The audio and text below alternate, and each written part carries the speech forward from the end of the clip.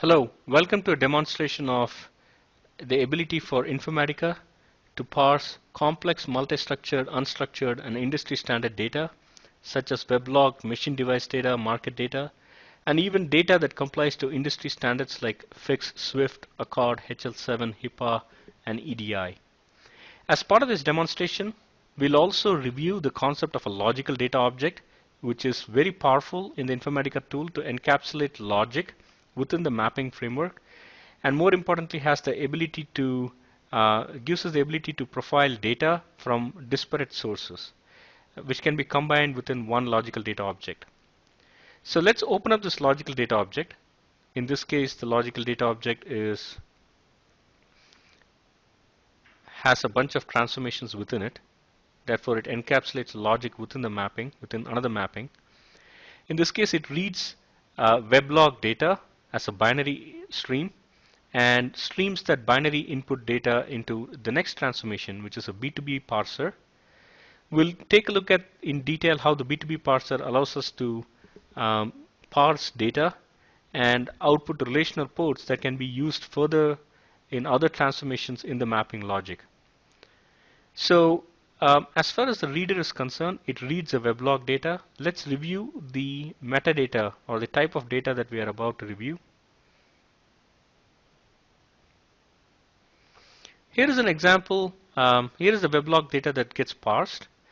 It's located in user demo source new weblog directory of the HDFS flat file system. It has a visitor ID, other information around headers, regarding session data, and in this session data there are multiple key value pairs that are available. And eventually there is an information about the event count and the count by event as well. So we need to parse all of this data from the weblog and populate the corresponding relational ports in the parser. So let's go back and take a look at how the parser does its job.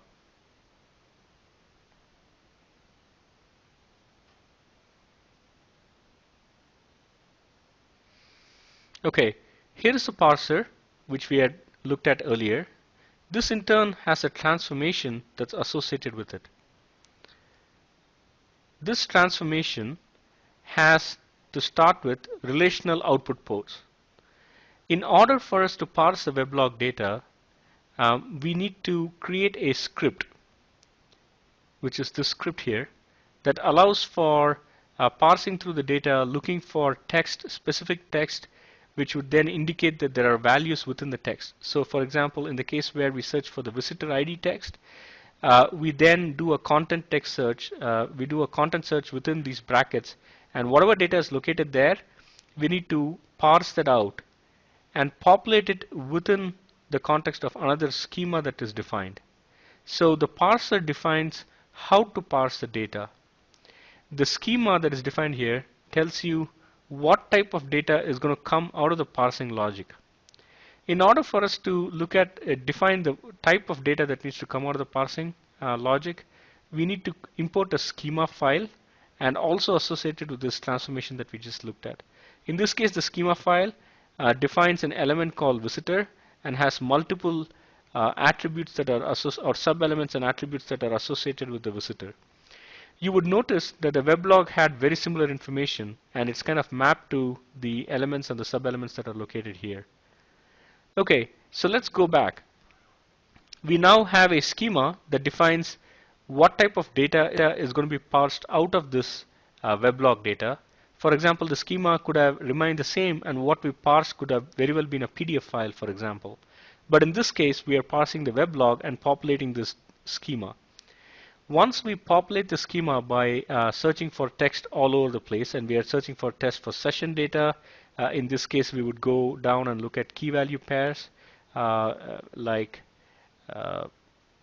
if you look here, it's looking for delimited sections and looking for NPG, which is one of the key value pairs. And once it locates the text NPG equal to, whatever value next to it is populated into this attribute NPG within the session data element of visitor, sub-element of visitor.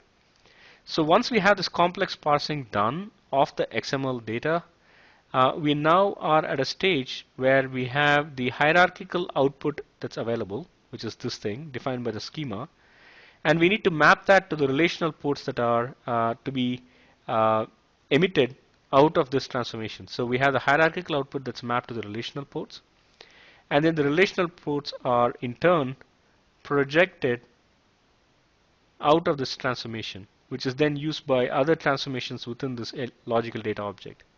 And finally, the logical data object has data populated here within the weblog, and this data, the relational port, is in turn used in the overall mapping that's located here. So this one logical data object encapsulates the read transformation, the B2B parser transformation, the joiner, and then eventually the ports that are emitted out of this logical data object is used by other transformations downstream. In the follow-on demo, you would see how this logical data object that passes weblog plays an integral role in calculating the daily popularity risk for stocks, which in turn is used to calculate the daily recommendation of stocks for customers. Thank you for watching this demo.